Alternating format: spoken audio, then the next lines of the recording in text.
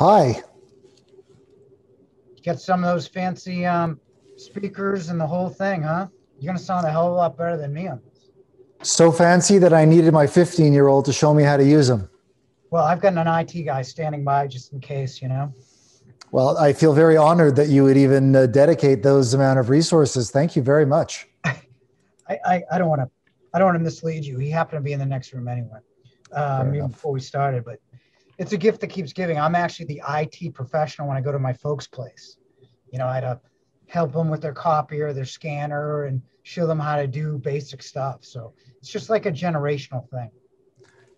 Completely agree. And it's really hard. I feel like I just kind of figured out Instagram, and now it's something new. Hard to keep up with. My kids do it well, but it's hard to keep up with. It's going really, really fast. You know what it is? It comes down to, especially if you're in marketing, it comes down to you've got endless amounts of things to do, but where are your customers and what do you like to do? I mean, what are you good at is really what it comes down to. You can't be the Pinterest guy, the Instagram guy, the TikTok guy, the blog guy, the video guy, you know, the search professional, the AdWords professional. Pick two, pick three. I completely agree with you. And as you know, obviously I've met you before, and full disclosure to people listening, obviously we do business together. Yale is a dealer partner of Urban Bonfires. But prior to today, I was doing my homework as I always do, and looking at your LinkedIn profile, and I saw the name Gary Vaynerchuk that came up is one of the interesting, and I've listened to a lot of his podcasting. I've read his books. I'm a big fan of his messaging. And to your point, he often says, where is your customer's attention? And you need to go where their actual attention is. And I think you basically just said exactly that. Pick one or two or three platforms where your true audience is, and that's where you go big. Where your true audience is. I agree. You know what's funny is I've never read Gary Vaynerchuk. I've never even read a blog post from him. Yeah, that's odd. I should really do that because he's the guy behind all this stuff. He is a guy who just has happened over the last couple of years, and I found him by accident, as probably most do, who just says things that really, really resonate with me. And I have deployed a lot of the advice or guidance or things that he says he's done in his career. And I can tell you from a personal satisfaction perspective, from a branding, marketing, storytelling, the only things that I'm actually all that good at, it's made a huge difference. It has moved the needle for both my company and also for my own sense of enjoyment for what I do. Let me ask a question. Yeah. Is there a particular Gary Vaynerchuk book that you like? Because I may as well. Yeah.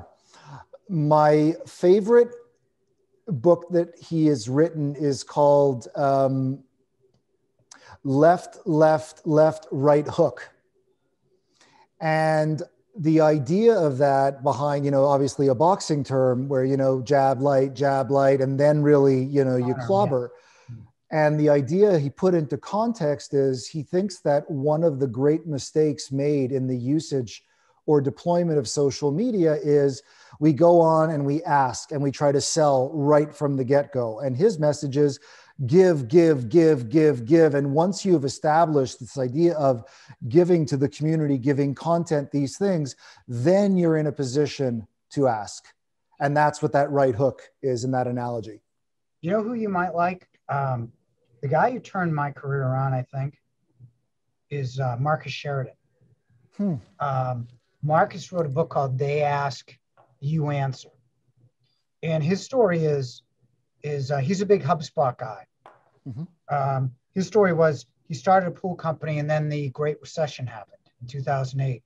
So out of money, he's a big believer in teaching. And one thing that I never do in social media is I never sell anything. I give people options, let them make informed decisions. Because those days of saying, I'm the best, I'm the greatest, look at me, they're over. You know, media is so fragmented. Yep. It's kind of like, you know, if you go on and you talk to somebody about how to do something and you're competent in how it gets done, people will at least give you consideration on doing their work, I think. And that's all you really need is consideration and execution. I fully and wholeheartedly agree. But, you know, to add to that, I think that the way that people today buy and interact with brands is incredibly different. And I think that, you know, people buy feelings, not products. It's very hard to sell today on features.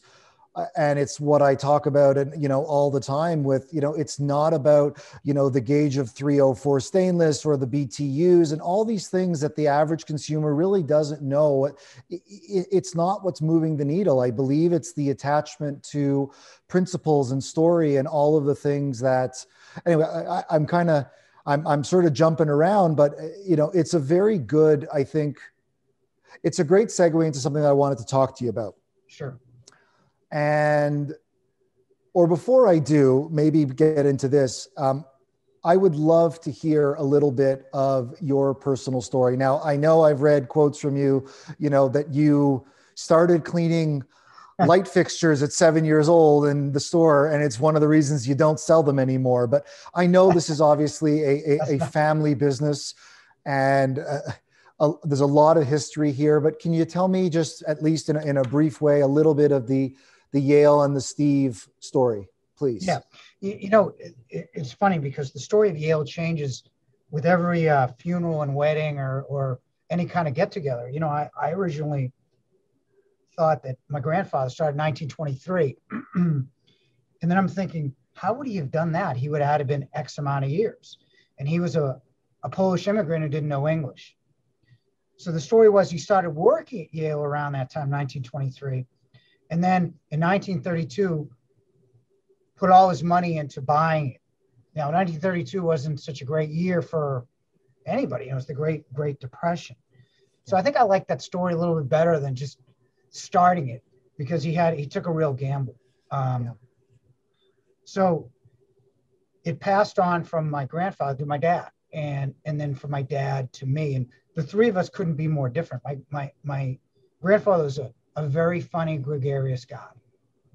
My father's a very analytical guy. I mean, he's a great numbers guy, good investor. And I'm more of a corporate guy. I mean, you can't, as you know, you can't be an island anymore and just be the guy. I could never do it. You work with Dennis and Leo a lot. Yep. And Dennis and Leo are, you know, run more of the company than I do now. So the three of us can be different. As far as my personal experience here, you know, I got tapped on the shoulder at 7 and was cleaning light fixtures and putting away pipe, inventorying, and then made my way into sales, and then graduated college, made my way into sales, and then made my way into customer service, which was the hardest job I ever had. Customer service and repair, and being at the front lines of people's frustration taught me it was really difficult, but taught me the most valuable lesson, that what it comes down to is how your customers are satisfied at the end of the day. Selling is certainly a part of it. As Thomas Edison said, nothing happens without a sale. But without fully satisfied customers, you may not have a business. And it's something that is now, we measure in NPS all the time. That's really, most of our business is really in the service, install, customer service part, not the sales part.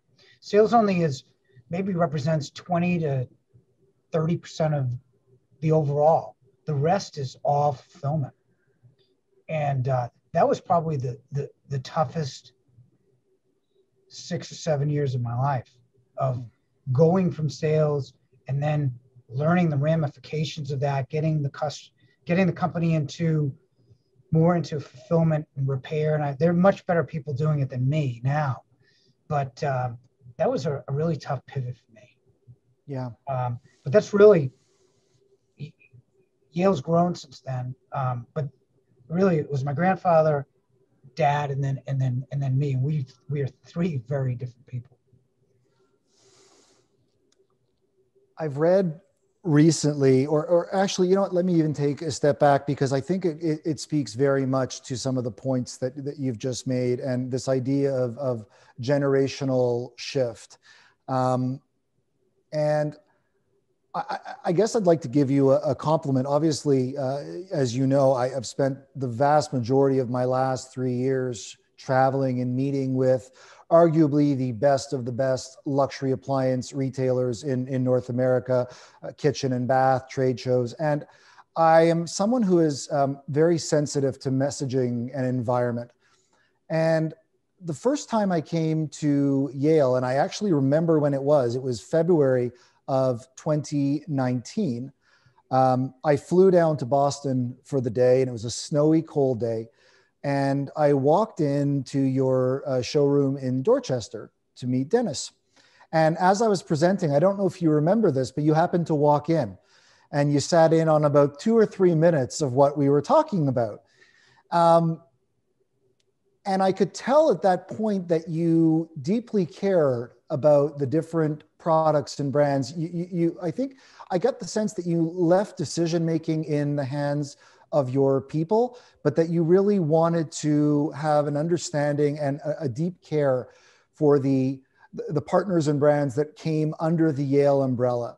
And more to that point, I still today show pictures when I'm doing presentations of the stairway leading from your ground floor up to the second floor of your showroom, because it is very rare to see signage and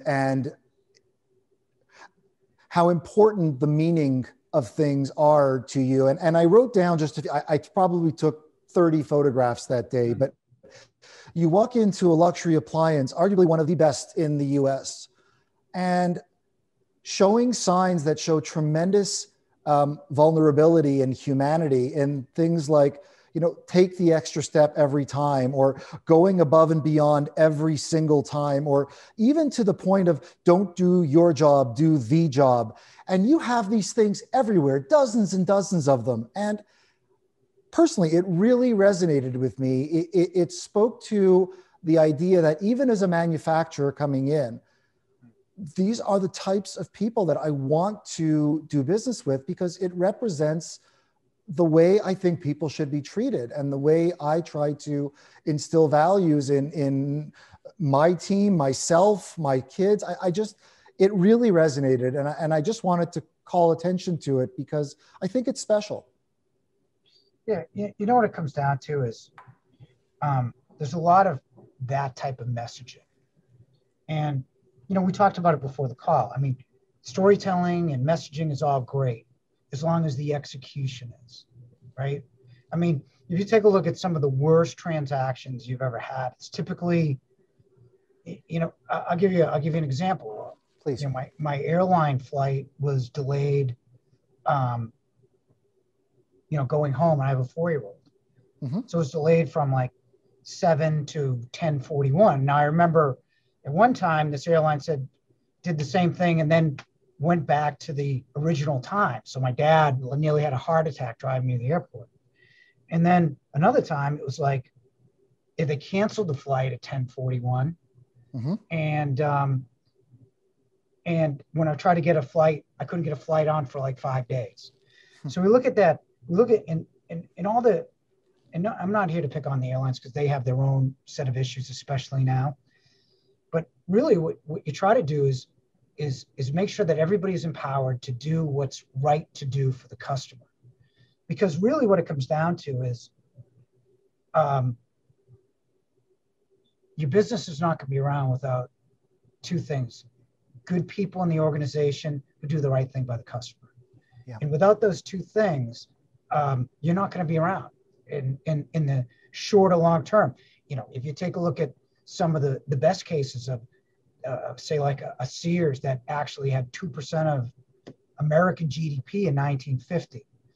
In 1964, they fired the merchandising group, the people that really sensitive to the customer. And now they go from 2% GDP to like really almost being out of business. Yeah. So for someone like me that owns 0% GDP of the company, it would happen a lot faster, and even in an internet age. So you have to say those things, you have to believe those things, and then you have to execute on those things, because they're just sayings without any of that other stuff.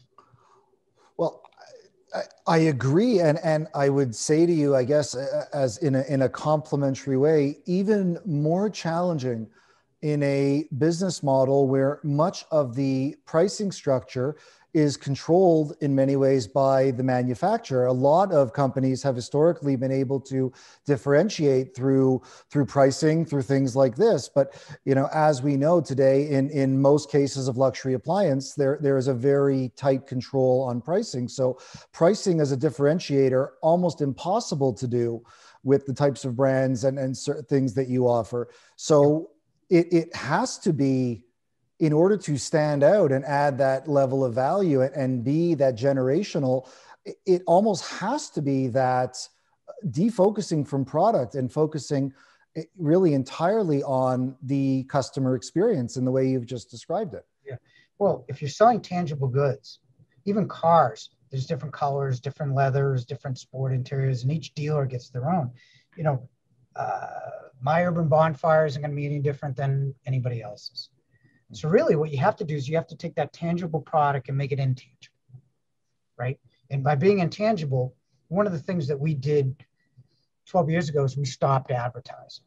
Mm-hmm. And we put really the money that we would spend on advertising on customer experience. So although my urban bonfires, and well, you're a bad example because, a Canadian company selling outdoor cabinets, there's really not much. There's not much to you do most of the work. But you take a look at a mechanical product, is our ability to deliver a 800-pound refrigerator without scratching floors or damaging premises, being able to hook it up. Installations become big as you know. I mean, our population is aged. A lot of people our age don't want to install it anymore. It's being able to show you how to use it, to be able to repair it and service it, to be able to give people, my airline, I was click to chat was like 55. That was the number when I started. I want people to be able to click to chat now. And when there's a problem, I want them to be able to get help now. So really what we want to do is make that tangible product an intangible product. And in our own way, become a brand that people want to buy from, that sells brands rather than the reverse. To be able to be impartial in how we to take your needs as a person, not say, we're going to sell you Sub-Zero Wolf because that's the best and that's obviously what you want, but to take your needs and fit it to the right brand and make sure the experience after the sale is as good as it is before the sale. So that's really what we've worked on in the last 10, 12 years. It's always a work in process too, because we're not perfect. Well, anything dealing with people can't possibly be perfect because experience is such a subjective term. Exactly. With that said, from the article I read, and I won't necessarily state the numbers, but the sales impact of this shift of strategy from where you were at when you were doing quote unquote traditional advertising to your focus on, as you said, experience content, the videos and blog posts that you do, which are really seen, unless someone knew that it was Yale, it comes off as incredibly impartial and incredibly personal. But this was way before there were the platforms to distribute this messaging, the Facebooks, the LinkedIns, the YouTubes, this was very much in advance of these delivery mechanisms for content and storytelling. Yet you were obviously a very early adopter of this. What was there a defining moment for you where you said, I'm going to stop doing it this way and I'm going to sort of bet the barn in many ways and say, I'm going to do it this way? Because if I look at the numbers and from what I can see, the growth as a result has been exponential comparatively to other players in the market or in other similar precedents. You're giving me far too much credit for a couple of reasons. First of all, we kind of ran out of money in the recession, so that's certainly a part of it. But really, what it comes down to is, it's almost like you read books about Southwest Airlines, right?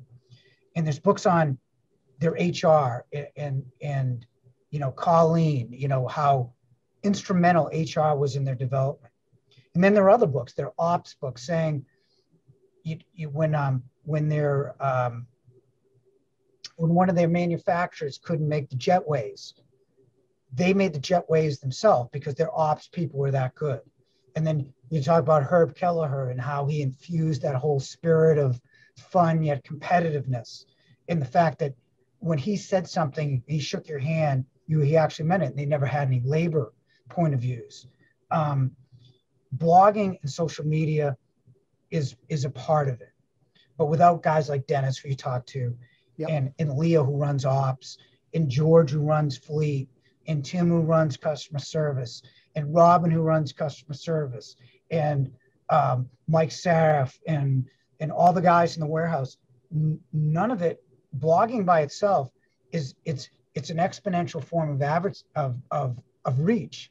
Yeah. But it can ricochet too, because if you're blogging about something and you can't execute on the other side, sure, it almost becomes a curse on the other side. It's almost like, the person firing the missile and it landing in your camp. So it's a lot of different things, but it was a focus on customer experience. And I always believed the customers wanted to know where the delivery was going to be. And, Uber shed a little light on, hey, look at this app, it's there. And so we don't want people waiting for deliveries. We want competent people in service, and those people cost more. Yes. So rather than taking the 3% of whatever it was and spending it on messaging, because no one wants to hear about you talk about yourself. You're only great when other people say you're great. You're never great when people say, when I say I'm great, what do you think? What an idiot, right? What a braggart. But when someone says, listen to that guy, or, he knows what he's talking about, or she knows what she's talking about, that's when it becomes truly effective. Yeah. The other thing is having select partner brands like Urban Bonfire is a good example. Why would I sell anything else? I mean, you've covered cabinetry that can survive in the outside.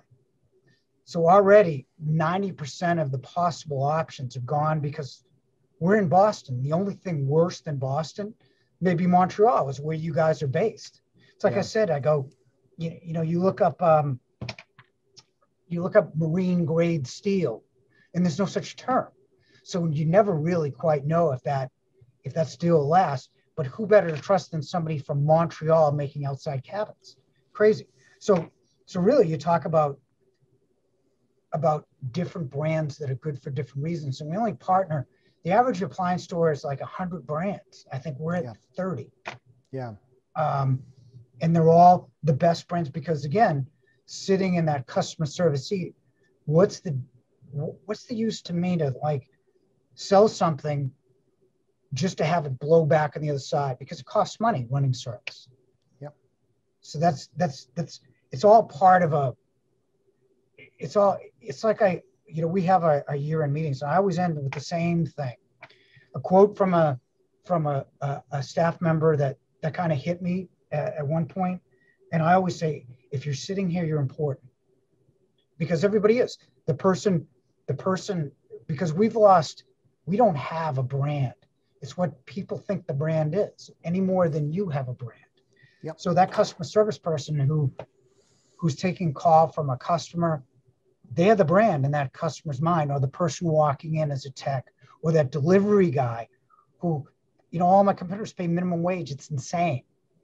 We pay a living wage in bonuses and health and all that other stuff to everybody that works here, because they're more part of the brand than anything I could possibly say about the company.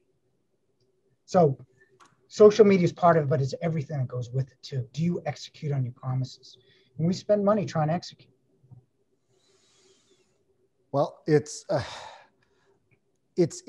evident because, I say all the time, and not necessarily the same example, but, when I'm talking about the content that we create, I say any anybody can put out beautiful pictures. You can have sophisticated rendering companies today that can make it look like it's anywhere. To put out beautiful finished picture, that's relatively easy to do. But I've always said to my team and to Stefan, my partner, it's so important that we show the other side of it. So we will film, for example, installations happening in Brooklyn in November when everyone's in like hats and gloves, to reinforce the idea of the duality of the pretty and the rugged is very important for what we do. And you know, you mentioned just a few minutes ago the idea of marine grade steel. You're right, that term doesn't exist. You know, we made the decision about a year and a half, almost 2 years ago, when we started making our cabinetry, we were making it in stainless steel because we believe that's what, to do anything else, people would say, I think outdoor, I think 304, because that's what all the grills use. And we made the shift to this marine grade aluminum product. And we took some flack at the beginning for it because consumer psychology went to stainless steel equals better. And in actuality, for grill and high-end appliances, from Wolf to Heston to Lynx to Kalamazoo to whatever, I could not agree more, but there is no one who can convince me that it's the right material to use for cabinetry. And the reason I can say that is before we brought it to market, we did almost 300 projects locally, and we have the scar tissue to prove it. So you're right. I think it comes down to taking certain risks and empowering our people. And I'm glad you said, you know, the person in customer service who's taking the call, they define the brand and the experience, not the logo and the website in actuality. And I think it's very, very true. Yeah, I mean, my daughter's 4 years old. Mine too. Ah, so if I had to draw the logo and she's just starting to write her name and put that on the Yale building, and kept service and made service better, I don't think people care. You know, it's that old-fashioned thinking that we need, you know, and I'm guilty of it. You know, I've got goldenrod yellow is the Yale yellow, and you know, all the palettes and everything else that, you know, you want stress over. But really, the logo is nothing. You know, the font. Are we contemporary? Are we traditional? Who cares? What is, you know? And it's almost, who cares about steel? I don't think people would care if you made it out of paper mache, as an extreme example, as long as it lasted the Montreal winter. What people are looking for in outside cabinets is a cabinet that can last the outside. Yep. And if it does, you're a hero. And all the pictures that go with it, they're part of a wonderful story. It's unique. But the moment it doesn't, those wonderful pictures become a curse of like, they baited and switched me. They, you know, this obviously doesn't work and everything else. I mean, it's like, you know, execution is kind of the currency. Execution is part of trust, and trust is the power that powers the internet. Of who you're gonna make your next purchase to. Absolutely right. I'd like to shift and get your thoughts. And I know that last week you did I guess a podcast or a digital podcast on outdoors. And I wanted to get your thoughts on this first, as help me understand. Yale, I guess over the last year and a half or two, has made a major focus in outdoor, as have many luxury appliance specialty retailers across North America. And there was always this historic lag, and you'd go into an incredible showroom and you'd see indoor product displayed in beautiful vignettes with gorgeous accessories and cabinetry and counter, like so much time. If you think about even the idea of like the Wolf living kitchen, like unbelievable thought and care into the indoor aesthetic of that touch point of experience for the consumer. And not in all cases, but in almost all cases that I know of, the outdoor lagged in a huge way. It was barbecues off to the corner, or as you mentioned earlier, one of these quote unquote islands that the distributor or manufacturer sort of put in just to sort of show their product. And I found that for a long time, there was real disconnect in that, because I believe that I am self-aware and realistic and pragmatic enough to know that an indoor kitchen is a need and an outdoor one is a want. I get those two things, but I can also say with confidence that if you look at so many of the great joys and memories that are made, cooking, familial, friends, a lot of that happens in outdoor environments. Why do you think for such a long piece of history, the outdoors was positioned so differently as the secondary or the afterthought or the by the way or the, oh, if you want, I can get you one of the, help me understand why you think that was. I can give you two reasons for that. Please. The first thing is the weather. I mean, people perceive, especially, and this is what's shocking to me, is the greatest concentration of barbecue displays is in Canada versus the US. Like, we went 10 years ago, we were changing our operating system. And so a lot of the Canadian retailers, and actually the ERP providers is in Vancouver. So we traveled around at some of the retailers that were the same size. And I'm like, I can't believe the barbecue displays. I mean, it was shocking to me. But what people perceive is that the weather will stop them from using the unit, which may or may not be true. But the second thing, and maybe this is the third thing, is, I mean, what were you going to sell 10 years ago for outside? You know, before an urban bonfire. Here's what you're going to do. You're going to buy one of these awful prefab displays that just look terrible and weather terrible. Or you're going to get a custom stainless steel island from a local guy that was going to be just so expensive. You were going to project manage the whole thing, and it was going to be awful. It's going to be an absolute horror show to do. So you didn't do it. But along comes better, and I think a lot of the grill manufacturers got better. Lynx is better. You know most of them too, right now. Heston is the only other island that I would even recommend, although it's like $20,000 for their island. They do a nice job. Kalamazoo does a great job, and there's a lot more accessories. There's a lot more you can do. And in the presentation, I showed the first slide of like this grill, and that was our big grill kitchen back when I started in 1986. You had a grill. There's your outside kitchen. Nowadays, if you really plan it right, you can really have a really beautiful outside, functional outside kitchen in ways that 36 years ago when I started full time, I would never even dream about. Sure. Right? Now there's products, there's pizza ovens, there's smokers, there's good smokers too. There's all kinds of things where the outside is arguably better than the inside to cook it. And then you don't have to worry about the heat, residual steam, all that stuff, if you plan it right. And so I think that's part of it. The other part is that COVID has changed the way we look at our house, right?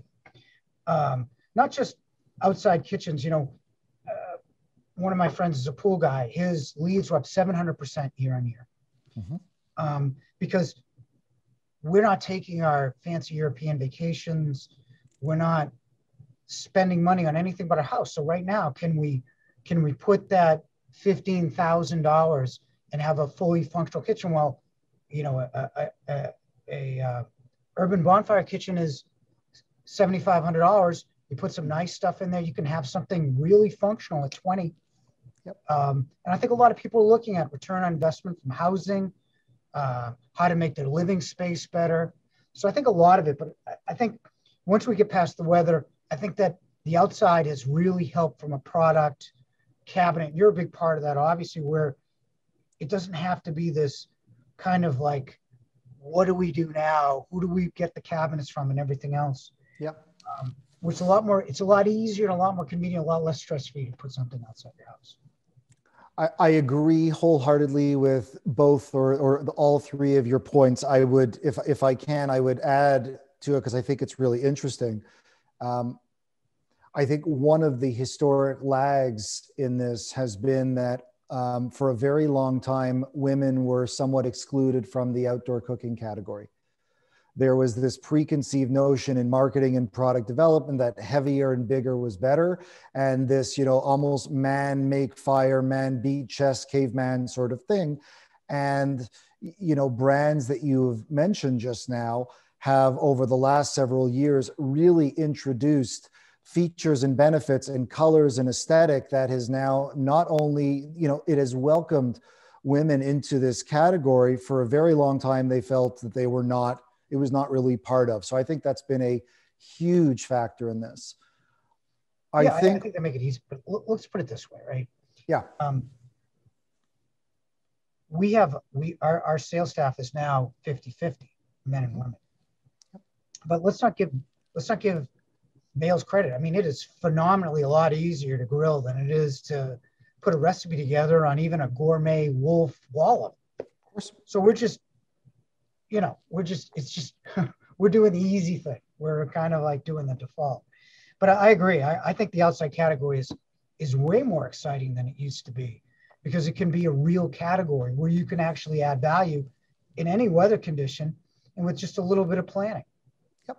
And to your point, and it's exactly the right segue. I think for a very long time, the design professional who was part of the design of the indoor kitchen didn't really touch the outdoors. Their job kind of stopped at the patio door. Yep. And now the fact that the design professionals are jumping into this outdoor space activation category with both feet, whether that's because it is on trend, timeliness, or I believe there are now, forget about Urban Bonfire, there are far more options for quality tools that a designer can work with, from sun and shade to heat to color to furniture to flooring to, it's a room now, it's not a space. And the point you made about COVID and the impact of spending more time at home is so timely, because what's truly interesting is if you look at the cost of building an indoor kitchen experience for yourself, and what is that cost per square foot? And then you take the cost of activating an outdoor space in its totality. What is that cost per square foot? It's 20, 30 cents on the dollar. You get unbelievable return on investment, both economically and experientially, on outdoor space activation. And that is the really interesting part, I think. And I think people are waking up to it. But I honestly believe there's still, especially, I think when you go, one of my friends down in Florida, I helped him with his outside kitchen in 2015. And it was just another room to a Floridian. It's just, the outside space is another room year round. Yes. For us, it's different. And if you look at the providers, most cabinet companies still shy away from the outside.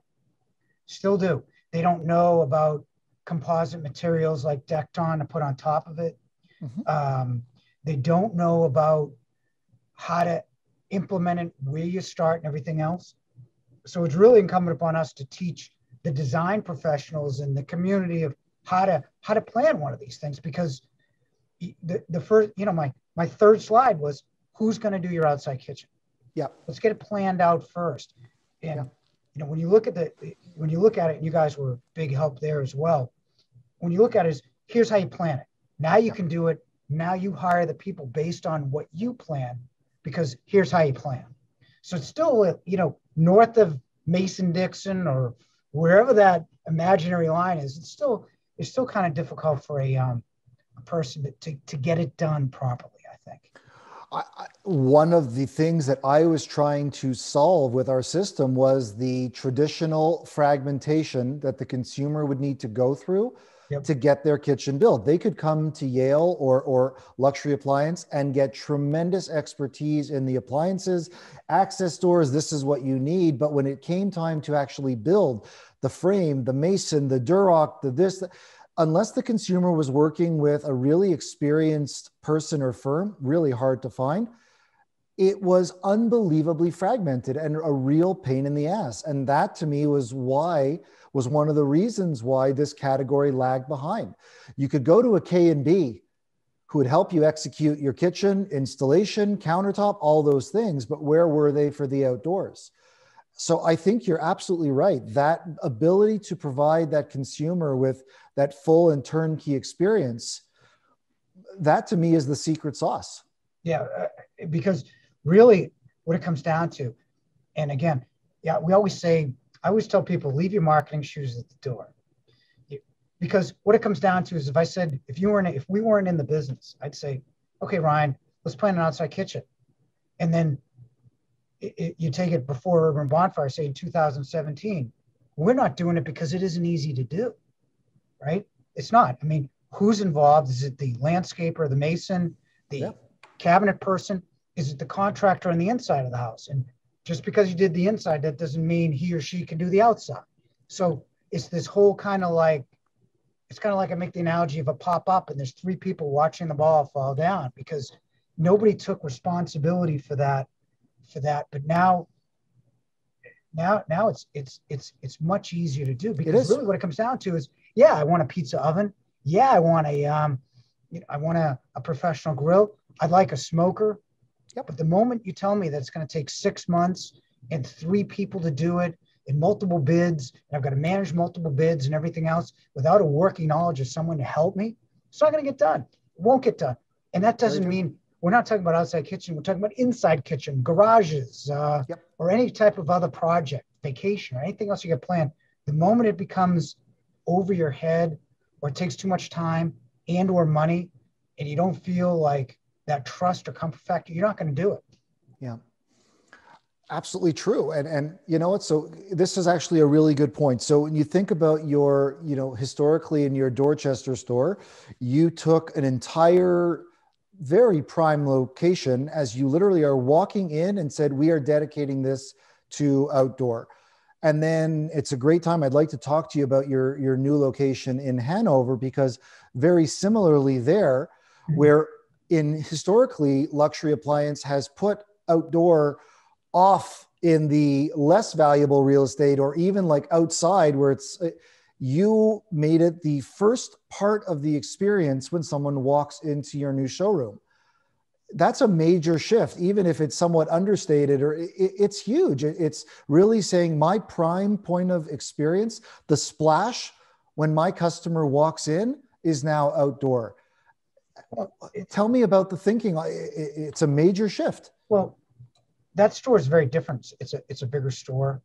But again, I mean, you think of Yale and you're going to see 30, however many washer dryer sets. You're going to see a ton of, we're an appliance store. You're not going to walk in an appliance store and we're not going to say, yeah, we got stoves, but not refrigerators.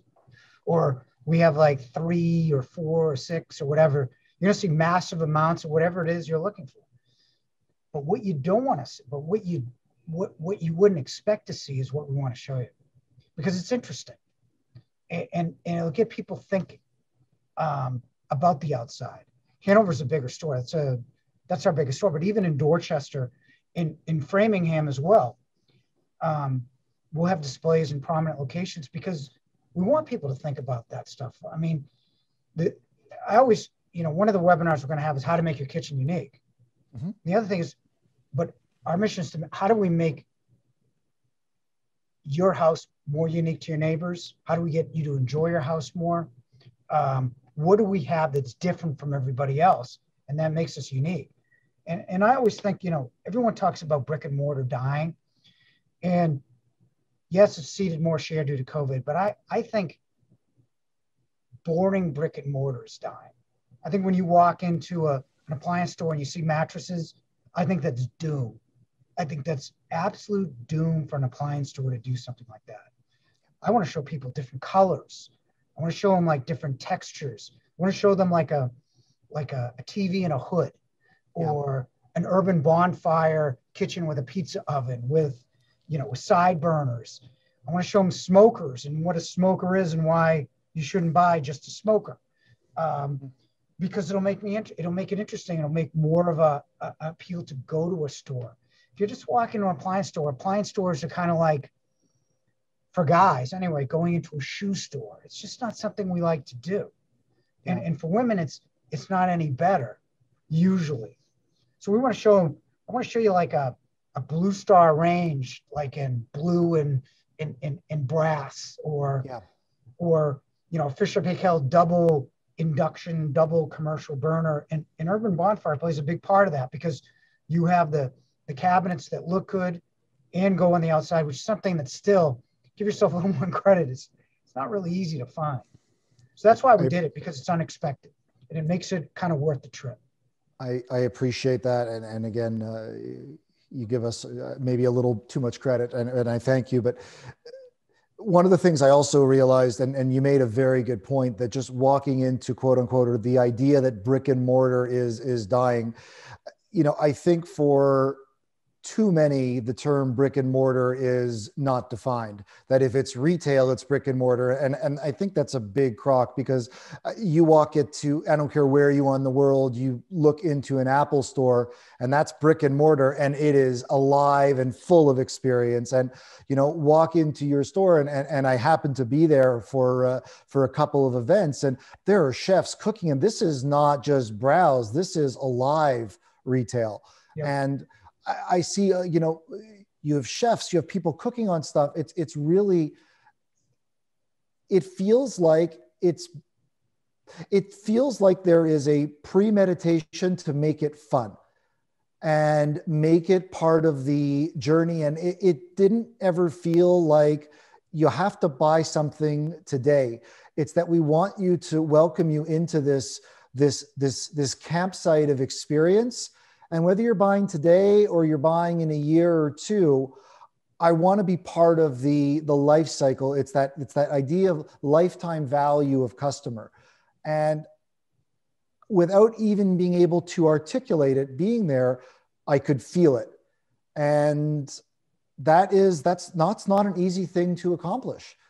And was this someone saying to you, do this, or was this just natural progression and evolution and seeing what worked, tweaking? Like, how did this come to be? Because it now feels very much like, in many places, almost like the norm, but it wasn't the norm when you started doing it. No, it's funny. I'm kind of a student in retail. All of us are. Dennis, who you talked about, and we all look for ways. But one of the original things that we tried to do is one of the best trips I ever took. This is like 20 years ago. You ever go to a Bass Pro Shop or a Cabela's or any of those? I've been to a Bass Pro Shop, yeah. Great experiential retail. Yes. And I love going down to Texas, because Texas, the land is inexpensive. So they have these amazingly huge stores that we could never do in Boston because the real estate's so expensive. But these are amazing stores. Like, you buy a gun and you can fire the gun in one of their gun ranges in the store. They're a big fishing company. You want to fish in the store with their big fish tank and everything else. I'm like, this is such a great idea. But I always thought chefs were good because, for a couple reasons. I love the whole kind of, the one thing I miss with COVID, well, there's a lot of things I miss, obviously. I miss a lot of things, but I miss the whole cookie. We used to make cookies almost every day. And now everyone goes for the Yale cookie because we were going to show convection. Convections make the cookie because the heat is distributed more evenly, you get a more even cookie. I don't think anyone stops to look and notice that the texture of the cookie is the same, but it added that texture of smell that I really liked, and the fact that people liked cookies. Mm-hmm. But the chefs give you that extra level of context. Now I write most of the blogs, but the chefs write plenty of them too, because they give you that context of, here's what it's like to use the product. And what I want to tell people is, here's what it's like to use the product. And the other thing, when I write, you talk about impartiality. I don't want you to buy it if you don't perceive you'll use it or like it, right? So what I'm saying is, in every one of the blogs is like, here's who it's for, and here's who it's not for. And I can't do that without a chef on staff to help me do that. Mm-hmm. Right. But I love that whole kind of like the whole chef kind of theater to it, because it's not contrived. It's very real. You know, people get to taste the food and everything else, but they get really use and care questions answered in real time, in a way that it can't be done anywhere else. Yeah. And I just thought it was just another part. You know, we use marketing as a term, another way to just market to people. Even after the purchase, we'll have people calling and asking how to use something, and we're going to be able to teach them how after the fact. And I think that's a really important part that a lot of people miss, is like, you drive the car to the lot and you don't know how to use the radio, kind of like the voice command radio. You want someone to be able, that's why a lot of the car dealers have become a lot better, because they'll have a technologist on staff. So the chef is kind of our technologist in a lot of ways. In 2013, when we opened Urban Bonfire, long before I'd even thought about doing an outdoor kitchen, I'd never heard of Yale, I'd never heard of Apt, I'd never heard of Perch, I'd never heard of any of these people. I was in 400 square feet, and my business plan was very simple. We're going to be Williams-Sonoma for the outdoors in if you've been to Montreal, in sea-level real estate at best. And in our first year, you know, we had at that point more consumer-facing brands. We had, you know, Kamado Joe and Big Green Egg and these types of things. And we were this little store, 400 square feet, 2 people, me and one other person. And we sold 150 Kamados in our first year. And we did it by getting and basically signing or asking the reigning Quebec barbecue competition champion to do classes for people who bought. And we said, if you buy this product from us, you get to attend a series of these classes taught by this gentleman named Dylan Kier, who is, you know, was a dear friend and really helped to sort of support. And that was exactly what made the difference. It wasn't about the price of the unit. It was about, you know, so many people get products, and I can't even keep up with appliance, with steam integration, with this, and you don't even see it now, and it's not hot, but it's boiling water. And it's like, trying to keep up with technical is really, really tough and can be somewhat daunting, I think, for the consumer. But show me how to use this product and really get to know it and love it and ask my questions, and you've got me. I mean, it's incredible. And it's everything. And then we did the same thing. We were the first company when we were working with consumer, which we don't anymore. We were the first company in Quebec to have Kalamazoo. And we built an entire indoor, it's sitting behind me, a whole ventilated room. We used to do classes. If you bought a Kalamazoo kitchen from us, you could invite 12 of your friends, and our chef would cook a dinner for all 12.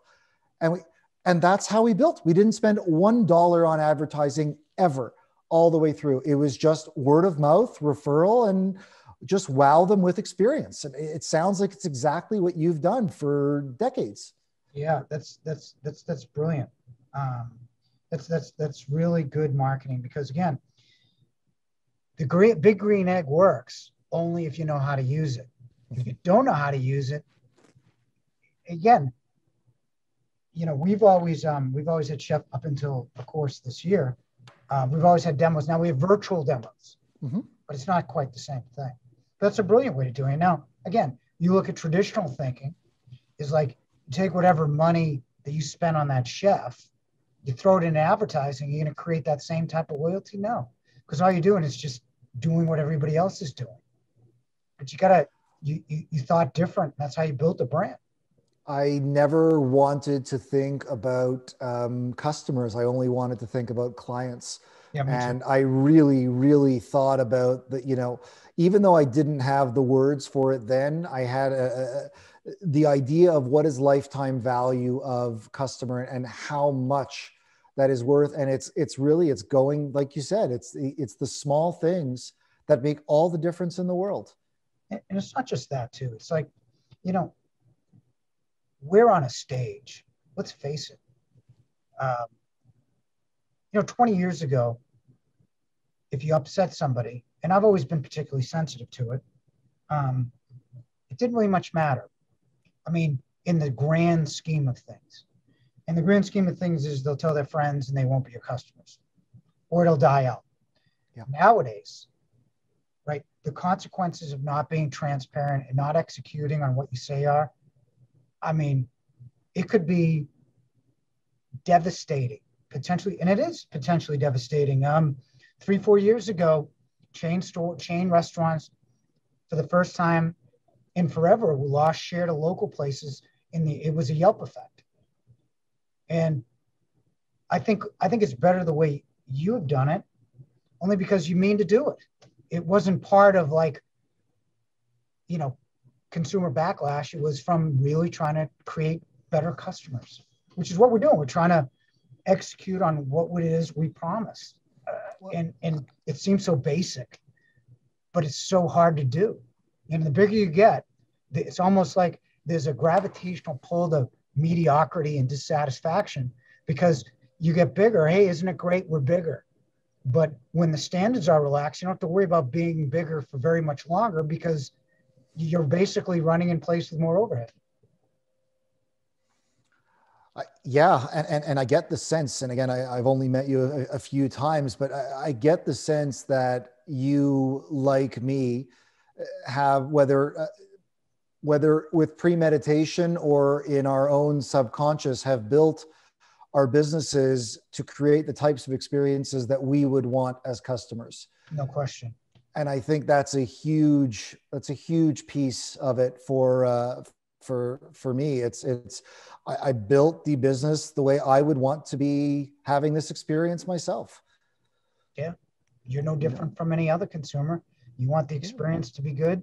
You want your experience. You want your customers to have good experiences. Yeah. And then remain customers. And those 12 friends, how many buy at Kalamazoo?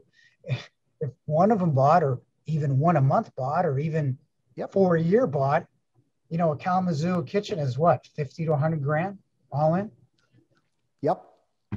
Pretty good pretty clever marketing. Well, every step got us to where we are today. And I have never in my entire life, professionally at least, been as lit up as I am every day. I am in complete love with what I'm doing, and it feels amazing. And part of that is getting to work every day with incredible retailers and dealers and clients. And it's been a great part of my life. And should be a big part of your life. You've done a great job in a category that was sleepy. The MBAs call it disruption, right? They call it disruption. You looked at the Sony Walkman. You came up with the Apple iPod. Good. Now the secret is basically, can you maintain your standards, keep satisfying and delighting customers, and be on guard for the next disruptor? That's the real challenge. Well, that's a lot of that's trying to stay ahead and listening and refining. And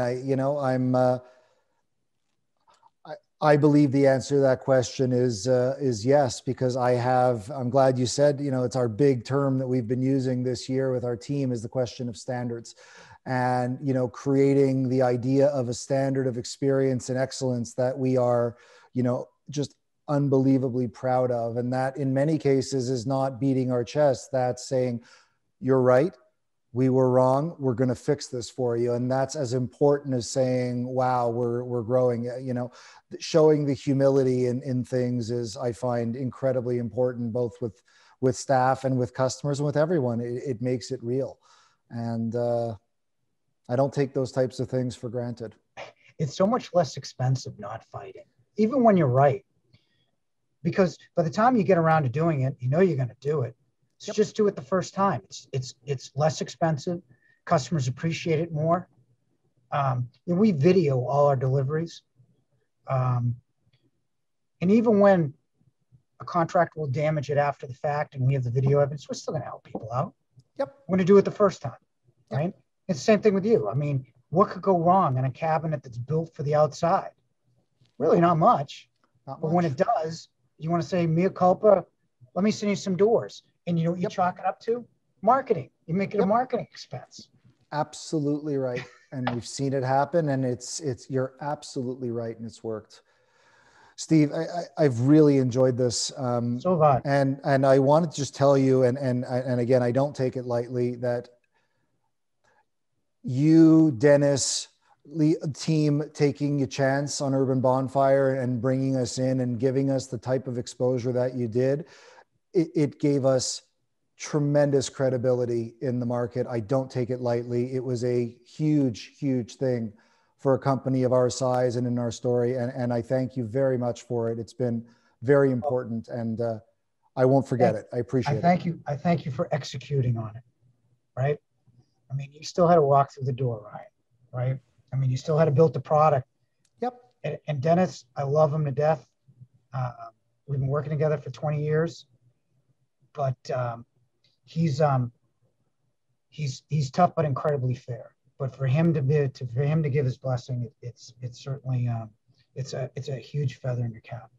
He only works with maybe 20% of the available manufacturers. Not just that, but you've been very easy to work with. Your people have been excellent. Thank you. And I've learned a lot from you guys, really. So I thank you for that. Here's to a long, long runway of helping our clients together celebrate outdoor spaces. I look forward to it, and hopefully maybe one day our daughters can play together in Boston or in Montreal when travel allows. It would be a beautiful honor to have you up here. So certainly it's certainly a lot easier than entertaining them ourselves, right? Absolutely. Steve, right, thank you for the time. Be well. It's my pleasure. Let's see you soon. All the best. Thanks very much. Bye-bye.